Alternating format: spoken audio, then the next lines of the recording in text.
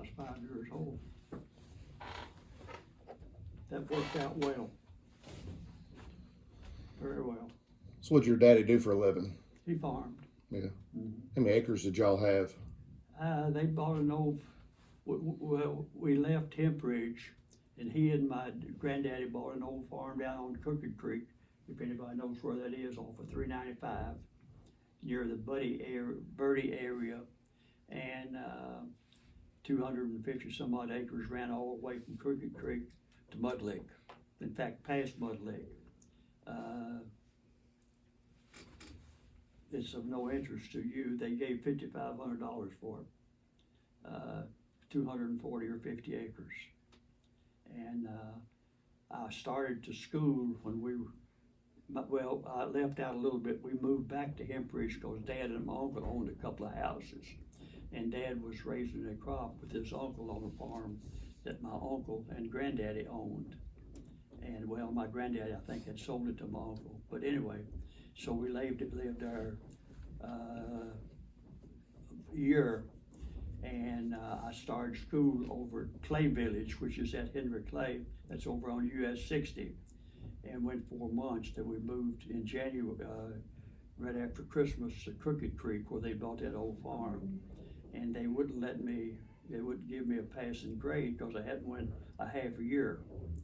And so I had to start back in the first grade, so I was automatically a year and a half behind when I started. How many kids did you have in school with you?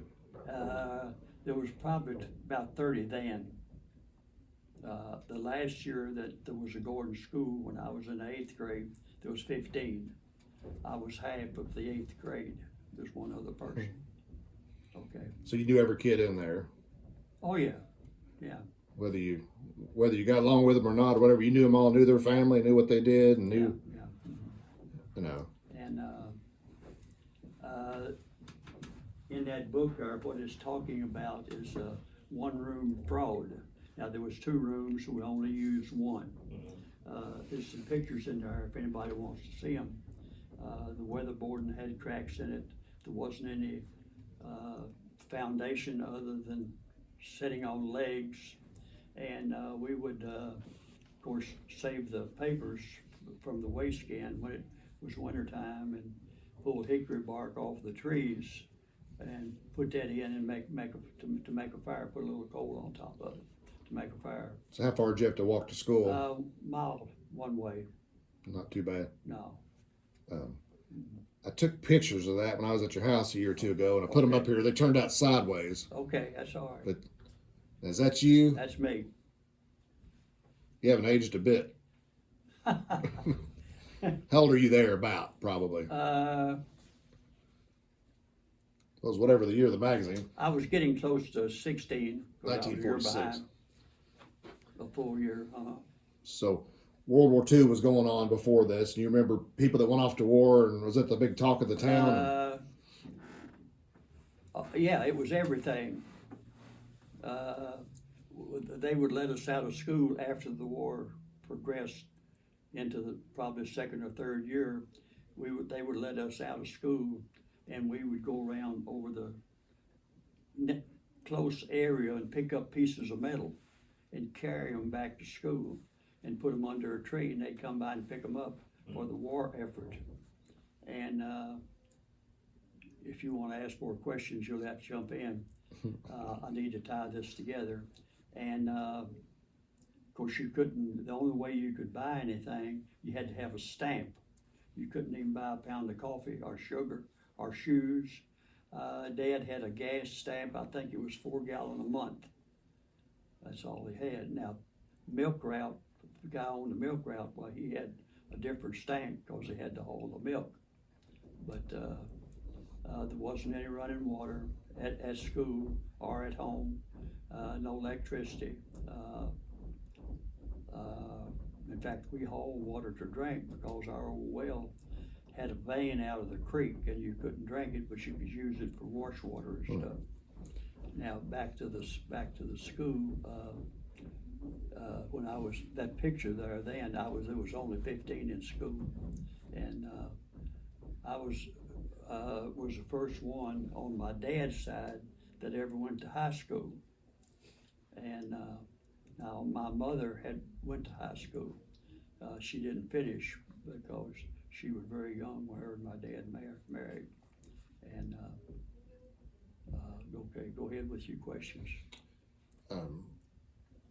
So back at your house, what times you get up early in the morning, do a bunch of chores, and go to school, and come home and do more chores? I didn't do a lot of chores early in the morning because I got a little older. Up that age, and you had to have milk before you go. And one of my first jobs was when I came in the afternoon, have to get the wood in. And you didn't dare use the clothes, keep on the clothes that you wore to school, because you had to wear those clothes for at least a week, and you didn't want to get them dirty. You'd get in trouble real fast, so you put on what you called your dirty clothes or work clothes. You get the wood in, help it, and I got a little older, and of course you had to help at the barn, feed the cows, milk by hand. Did y'all just have a vegetable garden and then grew tobacco and raised? Yeah, corn, yeah. And Dad always, of course, killed his own meat. I've eaten enough hog meat to kill 3 people. And at that time, my sisters wasn't born. It was just me and my younger brother. And Dad killed 5 hogs. There was only 4 of us in the family. A lot of hog meat in it. So we didn't eat meat. Did you have a root cellar or smokehouse, or what'd you have? Yeah, we had a smokehouse, yeah. And had an old cellar. Of course, my stepmom would can stuff and put it in there. Yeah, we'd eat that. And of course, we grew potatoes, we grew corn, green beans, whatever, cucumbers. So how often did you go buy stuff? How often did you run to the store to? During the war,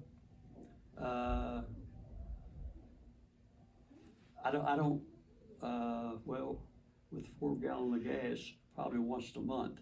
Now, there was a little store called G, and that was actually a post office at that time, where we picked up our mail. We would get stuff over there, go over and get, a bag of sugar. Right. Pound of coffee, kerosene. You had to have kerosene then. How often did you go out to eat somewhere? The only place I ever ate with my dad when he was taking his tobacco to market, and they would have a greasy hamburger spot over in the corner, and we would get us a hamburger and something to drink. That was good. That was it. So you set the tobacco, you set the tobacco and you top the tobacco and house it and cut it, or cut it and house it, and then you're stripping it. So tell them about what market day was like that. You got all your tobacco ready to go to market. It's a big day. You worked all year. Oh yeah, it was a big day, especially if you had a good crop. And Dad was way too particular with his tobacco. From here down at the end of the hall, I could tell you if that was his tobacco. Every leaf was exactly where it was supposed to be. And I was a grown man, married, before he would ever. You had basically 3 grades: trash, lugs, and tips, or sometimes you had a long red, then tips. But I was married before he ever let me strip trash. But nobody touched lugs but Mr. Thompson. And if I threw one over the stalk that he thought needed to go back, he'd pitch it back. And it would do anybody that way, but he was really. So you take that to the market, take it to Shelby County, or where'd you take it? Shelbyville most of the time, yeah. Mm-hmm. I have taken some to Lexington, not much. Then they weigh it up and give you money right on the spot? No, they weigh it, and at that time there was a government support price on tobacco. And the graders would come through the day before or during the day of the sale and put a support price on it, guaranteed X number of cents per pound or dollars per pound. And if the buyers didn't buy it, when they came down, well, the government would buy it. Of course, that's not that way anymore now. What his dad did, what he did is he wanted the highest grade. I used to work in a warehouse. Guarantee you did. So You talk about my dad on Yeah, he's Yeah. real particular because he wanted a very highest grade for his, because that guaranteed him more return on his. Yeah, that's right. And that was the best part of the tobacco on the stalk. Now I understand that they want this old red tobacco for chewing Yeah. and dip. Yeah, I've only done it one time. They didn't just throw it all together. It seemed like such a waste. Well, they may be doing that now. It was just a They very well may be. Yeah. So y'all had that money. So that was some of your cash income. So with that, he would go take care of some stuff he had to take care of and pay off the store. Pay a little insurance on the old barn and house, and then we didn't have any insurance on cows. Didn't even have any on the car. Tell them about the credit down at the store. Oh, I may have told you that, didn't I? One, of course, and Uncle Ed C., which was my dad's uncle by marriage, he married my granddad's brother, which was my granddaddy and my dad's dad. And most of the people around there ran a little account over there, just write it in a book. You know, Gilbert Thompson, a gallon of kerosene, such and such a day. And so Dad sold his tobacco and he went over there and to pay Uncle Ed off, and he called him Uncle Ed. I did too. And he came back and we lived across the creek. And if that creek had been up, he might have been like Peter. He might have been walking on it. Throwing a little humor there. But I was in there with my stepmom and younger brother. Of course, my younger brother at that age wasn't old enough to really realize what was going on, and we knew something was wrong. And he came in there, and of course we were already there in the living room because we'd seen him. He said there won't be any more charging over there unless I okay.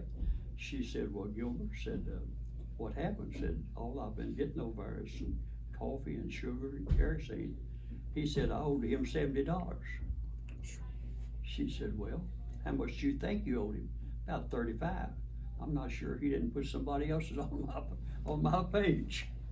And he was dead serious. That was $70 for a year. That's a lot of money. Huh? It's a lot of money though, wasn't it? Well, yeah, when you got $600 out of your tobacco, you better believe it. This is the store at Glensboro. Okay. There's not a picture out there in the world of the G store. It's how long it's been gone. Yeah.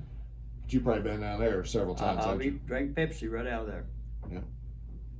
It's Salt River Valley right there behind. It's in the Salt River Valley. It's Highway 44. So if you go out Route 8 and keep on going, you'll go right by this. Now it's something else that's been added to several times.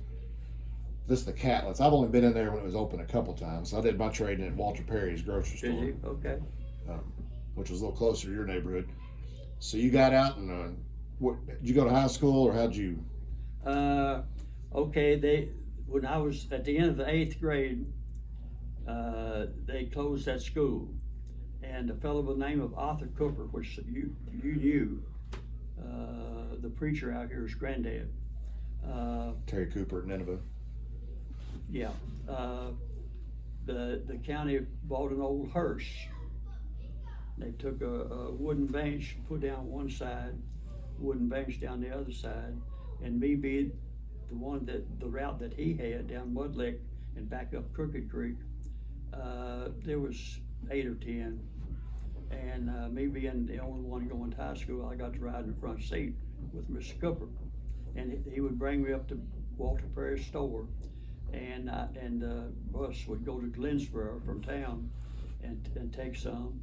Then it would come back to Marlow and bring some more. Then when he come back, it would stop there and pick me up. Now, as a year or two later, there was some more seniors that he had to pick up. One of them was Marvin Carlton's wife, Mary Ann Perry. You may have remembered them. I don't know. They Was Arthur Cooper a real touchy-feely kind of guy? well. How do you handle discipline? He manhandled it. When school would start, now I only went to Arthur part of 1 year. He came down to Gordon to finish out. And let me insert something else here. The teachers were getting $40 a month, which is what? you got 22 school days a year, 21, I mean, a month approximately. So they was getting probably $2 a day. And when I was in the 8th grade, I know I'm backing up, I had 5 different teachers. I actually, and I'm not complaining, I was more fortunate than a lot of them. Maybe 4 years of primary education to start with, which made it a little bit tough in high school. And but anyway, I made it with some help from some teachers. And okay, but now back to you. What were you saying? Arthur Cooper just didn't put up with any riffraff. No, at the beginning of school, the first. Now he didn't bother girls too much. He would send them to the corner, or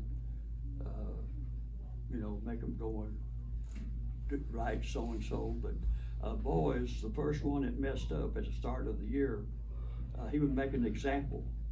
He'd get everybody's attention. Yeah, he had a withered, crippled hand from birth, and it didn't bother him a bit to lay one on you. Now, I was quite fortunate. I never did, because my dad grew up. He and Mr. Cooper were about the same age, and he'd already told me about Mr. Cooper. And of course, they had